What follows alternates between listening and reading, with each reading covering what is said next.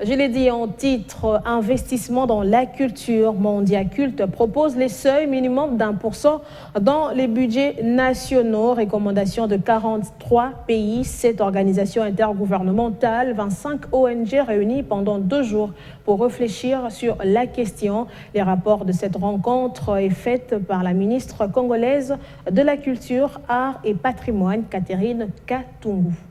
C'est un enjeu essentiel pour accompagner la ratification et la mise en œuvre des conventions culturelles de l'UNESCO et renforcer la représentation de l'Afrique, notamment sur la liste du patrimoine mondial. La formation est également un enjeu critique pour l'emploi et l'essor économique du secteur. L'UNESCO et les partenaires internationaux doivent accompagner cet effort.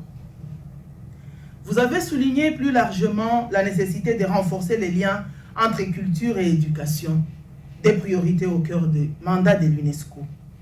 L'intégration de la culture dans le programme scolaire, en particulier au regard de l'histoire générale de l'Afrique, a été soulignée comme un enjeu important pour construire un nouveau récit sur l'Afrique, favoriser l'appropriation de la culture et du patrimoine par les jeunes générations et renforcer les compétences pour demain dans un monde en pleine mutation.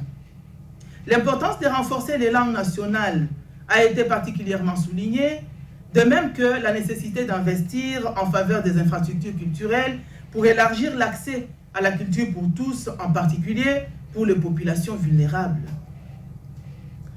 Le potentiel économique de la culture doit être accompagné de façon volontariste.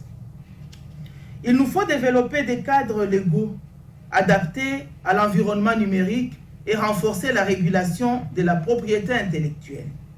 Nous devons également encourager la production et la consommation des produits et services culturels issus de la région pour faciliter l'émergence d'un marché culturel régional, un marché fort de 1,2 milliard de personnes comme nous l'avons rappelé.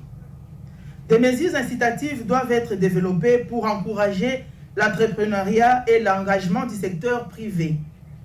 La perspective de mettre en place un seuil minimal de 1% d'investissement en faveur de la culture dans les budgets nationaux a été évoquée à plusieurs reprises.